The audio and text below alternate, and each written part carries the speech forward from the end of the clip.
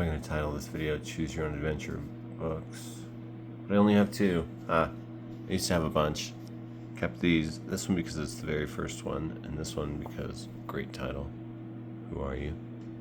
There's a Canadian novel made of short stories called Who Am I think. And each one is about a girl or woman at a different time in her life, as if a different character, but they're all the same person. I saw it in a classroom at a school I was working at once. It was a great idea. But it's a good title. I think I definitely used this title in the essay I wrote that was all book titles. Maybe this one too, IDK. But choose your own adventure, you know? In a way, it represents kind of a challenge to the status quos of literature. Suddenly the reader is involved and can shape what happens. It feels fresh. It feels new. Was there anything like that from before? Olden times. If you read this one way, it's a poem. Who are you? The Cave of Time. If you read it the other way, it's a poem. Cave of Time. Who are you? These books here are the remaining books from the top 1 point something shelves. The top shelf and then the top of the case. And if I finish these up, then the next videos will be about fairy and folk tales. And that's a pretty big part of the collection coming up. This one is set aside because I was thinking, this isn't a young person's book. This is just a guide about birds. So this is getting moved to nonfiction. Happens to be a gap here because I took out this Carl Jung book. Communism and Birds, part of a balanced breakfast. This cat is so cute, it should be illegal. The big reason I need to figure out my financial situation right now is to keep a roof over these kitties' heads.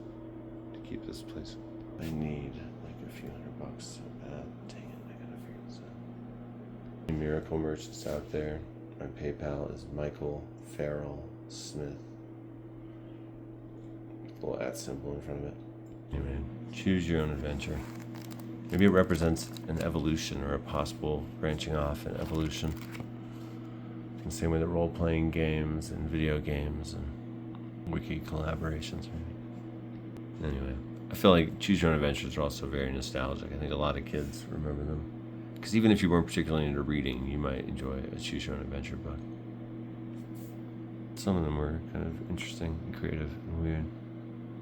If you want to read a story about rabbits, turn to page 1 of a totally different book. Okay. Yeah. Watership Down, a fantasy novel with the lives of rabbits. Pretty cool. I've started it a number of times. First 2 books of the Wrinkle in Time series with these iconic covers, and no one's quite sure who made them, created them. A publishing mystery that people have actually talked about online, but beautiful copy, nice copy of Mrs. Frisbee and the Rats of Nim. Paperback, Newbery Award winner, by the same author, interestingly. This dystopian radiation horror. Hazmat suits play a really significant and important role. But this is smart sci-fi. The mice that get made intelligent by a scientific experiment and escape from the National Institute of Mental Health, NIM. We have a couple of Lois Duncan books. This book really affected the lives of a family once. When my daughter Willow was too young, she insisted on being able to listen when this was read to everybody, and it gave her massive kidnapping fears. She couldn't sleep with lights off for a long time and really was just so terrified of it. I felt bad. When I was a kid, I was scared of people bursting into the house and executing the family, like, oh, I just turned a flash on somehow. Well, that's weird. How do I undo that? That was strange. But I was social media friends with Lois Duncan and exchanged messages with her in the last decade of her life. Super cool person, connections to Albuquerque. She also co-wrote a book of lullabies with an accompanying CD that my kids kind of grew up falling asleep to. And she wrote Hotel for Dogs, the basis of that movie. And when she lived in Albuquerque, her daughter was murdered, and it was a really famous case. murder of Caitlin Arquette, and Lois Duncan was obsessed with it and wrote 2 books about her search. Who Killed My Daughter and One to the Wolves. After her death, R.I.P., somebody who was in prison for another murder of another woman confessed to it. And he was the only person interviewed and documented as being at the scene in the original police reports. So way to follow up on that, cops. Here's a beautiful old copy of Alice in Wonderland. I already looked at this a bit. It's so nice. Yeah, attempted to let it into the main collection, but yeah. Okay, these are up on top of the shelf, but I feel like I should have things like this for, like, my youngest is 12. Stand up for yourself and your friends. Maybe she would look at that. A couple of my kids have looked at this. Anodyne, Sonora, maybe Willa. More Beautiful Braids, 10 new braid styles for beginners and experts. That's a cool idea for a book if you braid your hair and stuff. A looks book. That's cool. Might help a young person. I mean, my kids all have their own sense of style. They're probably like, Mike, why do you have these books in your collection? Teenage Beauty. Okay, that's it. Putting you on the list. But again, these are books my teenage daughters have looked at.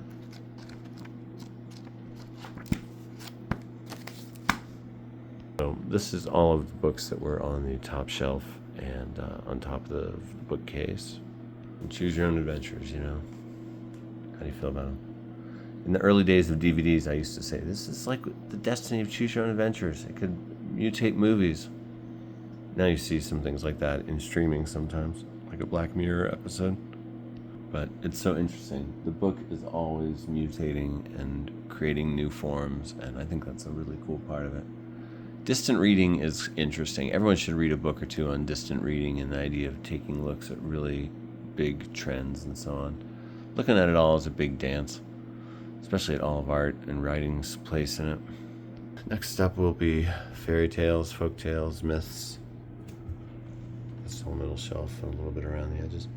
I want to do a video about booklets. Why not? What do they have in common? What are they? Should they be legal? My favorite book is Bird's Nest, man. Bird's Nest and some stained glass.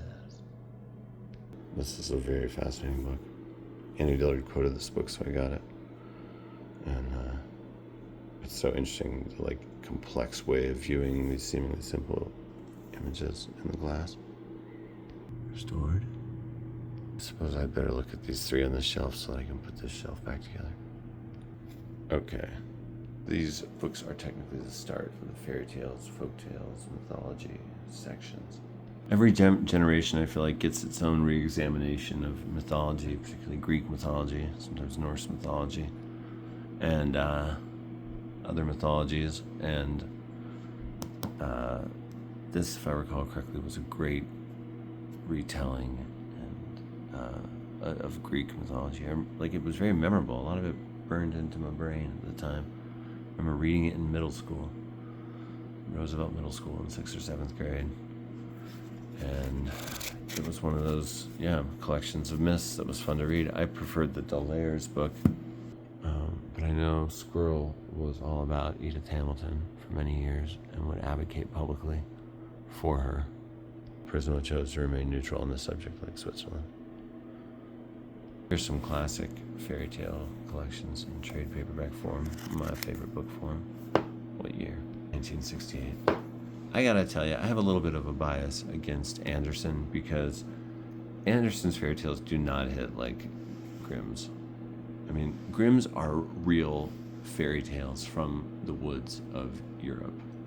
Andersen's are written by a person.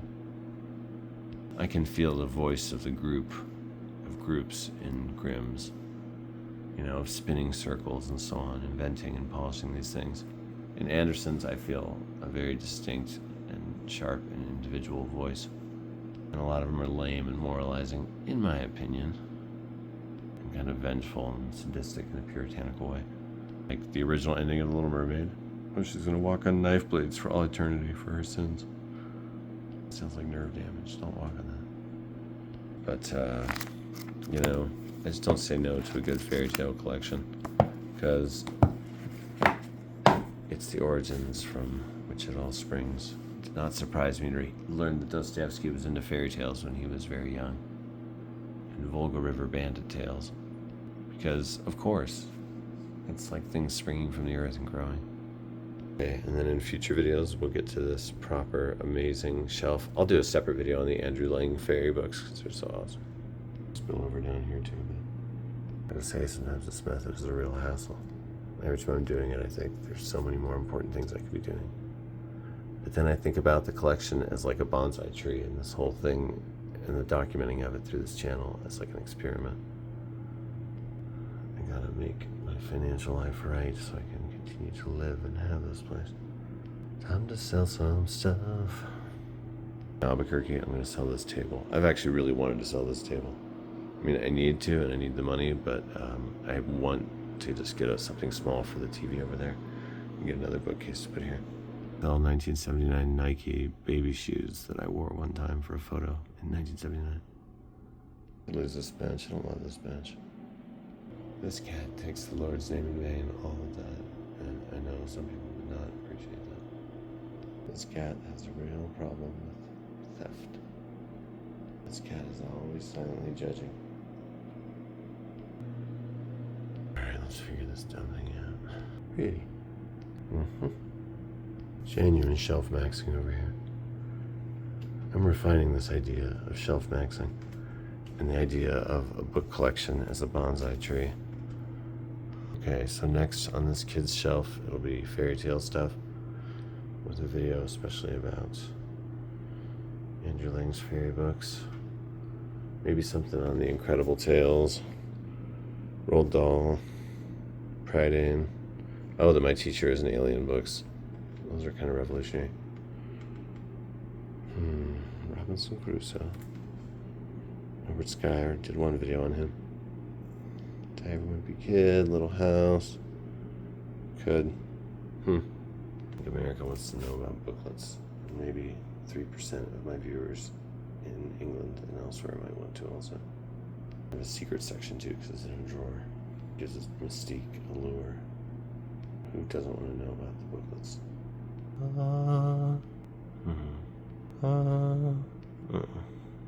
Okay, next up we'll look at some fairy tales from over here or something else.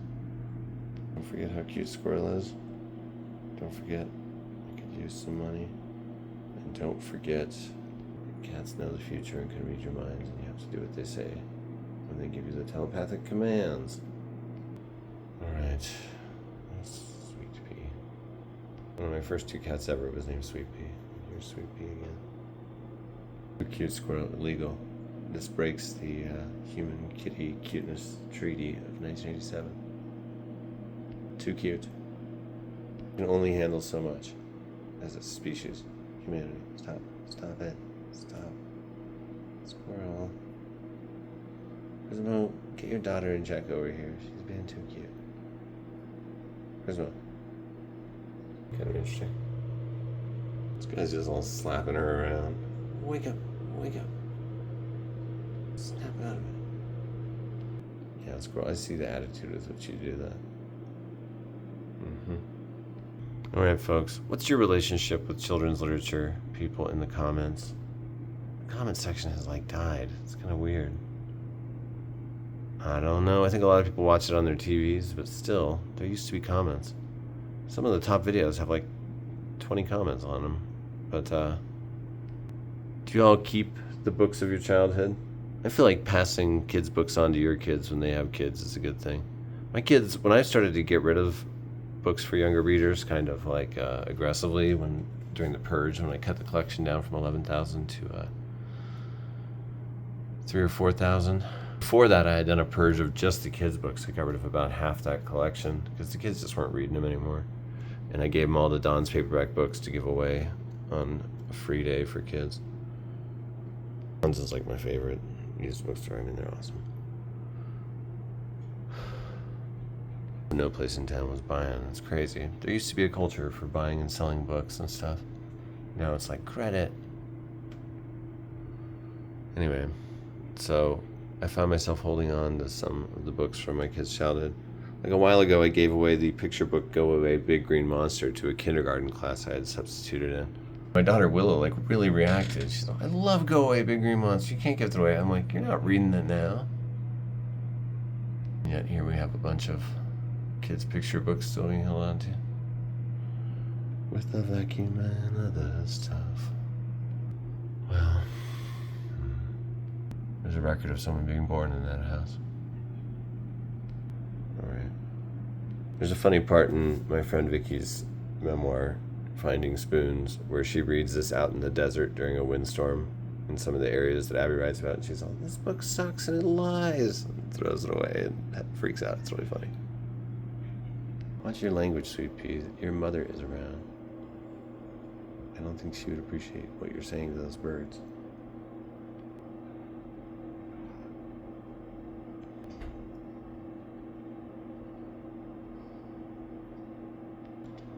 You too, squirrel. This is Kitty Sailor talk.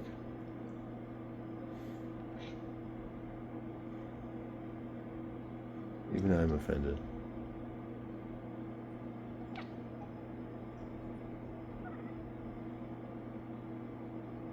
Don't swear by her dear lady, squirrel. That's not right. You too. Well, just remember this channel's motto: books are stupid, and must have some sort of mental illness to collect them. Maybe I could think of a better motto. It just sounds so good put to music. Books are stupid, and I must be mentally ill to collect them. When you have such an obvious jingle as that, you don't change ships midstream. That would be funny to put on the merch. Alright. Well, everybody. I don't know if I told you all, but I'm legally changing my name to @MichaelFarrellSmith at PayPal. So that's pretty cool. Coincidentally, that's my handle at PayPal also. And it's not so much about me as it is about Prisma. You know, we're all just circling the abyss. Might as well make weird sounds of birds in the meanwhile. I don't feel like books have made me an unhappy person. I feel like they've added richness and depth and breadth to my life. They've expanded my life in many ways. I'm convinced, and I agree with those that say that if you don't expand your imagination as a kid, just like with speech and basic functions, you might not be able to later because you won't have grown the paths necessary. My reading's good for this stuff. Look, this is a perfectly shelf-maxed case for a memoir. I'm like, can I fit another book in there? The writing books case, that's my fave. Great, now I've got the hiccups. Which I made the mistake of Googling. What's that mean? Esophageal cancer. Better finish that book. Alright, everybody. Yeah, what do you do with the kids' books from your life? Do you gradually get rid of them more and more? It's like also when you build a good collection, it's hard to let it go and see it broken apart. Like we had this amazing VHS library collection that completely filled all the shelves in a closet and more. Like over 300 VHSs for younger viewers. And that was kind of sad seeing that go to Family Thrift. I always thought we'd pass it on to some family or something. But and I didn't want to give up the player either. This book is special because it's from my second grade school. The American International School has a stamp in it. A book collection. And then, yeah, that's another reason, I guess, to hang on to stuff from your childhood. That's from my youth also. So is that. Also, I think. And definitely that one. And that one, even though it looks newish. This was a popular 80s book that was around. Yeah. Book collections are very personal, you know. I don't know, I try not to be super sentimental and get rid of stuff, you know. I think about that quote from the anthropologist for the New York Sanitation Department, where she said, like, everything you see, everything you know is future trash. Ultimately, it's all crumbling statues in the desert, you know. It's all about the moment, the living, the isness, the what is. Baby squirrel. Sweet pea. Prisma. Wow, what a cover. It's hard for me not to just walk to the shelves sometimes and be like, it's so beautiful. This cat is going insane.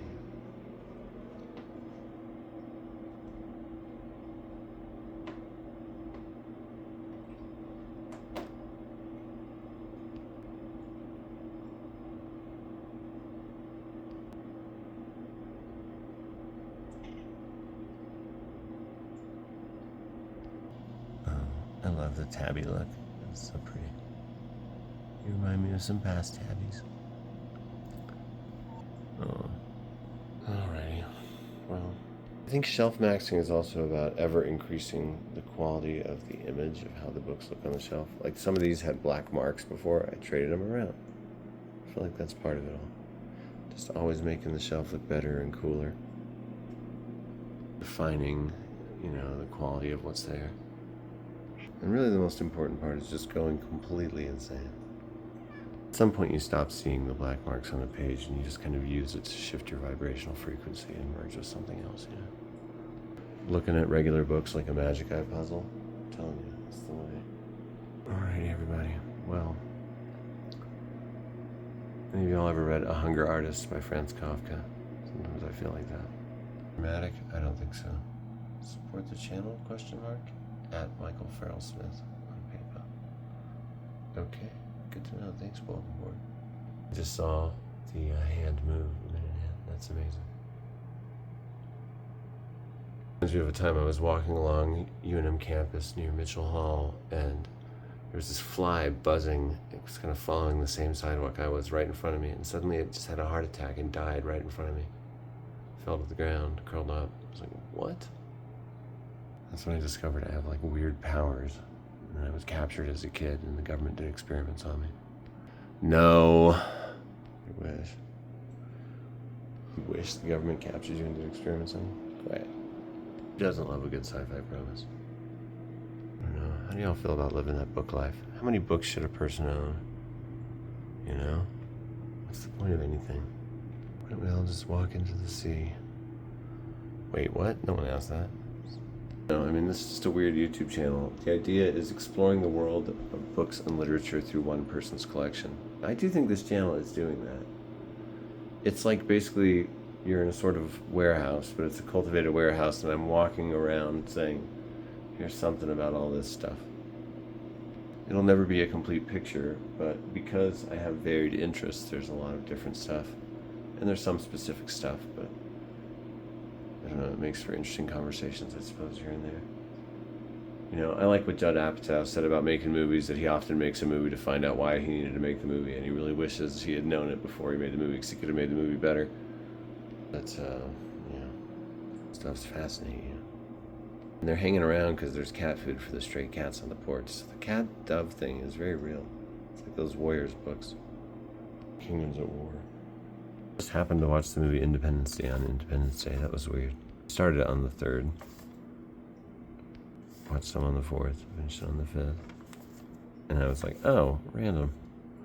I was more interested in alien invasion stuff than thinking about the holiday name. Also watching the movie of Sphere right now. I bet the book is better. But the movie's kind of interesting. It's on Tubi. Well, why? Why can't you just be content to be a cat? Instead you have these Napoleonic goals. I'm gonna change the world. You, Sweet Pea, would have ever thought someone could have such bloodthirsty ambition as yourself? There's no I'm worried. Why do you want me to call you the Queen of Darkness? Makes sense, I guess.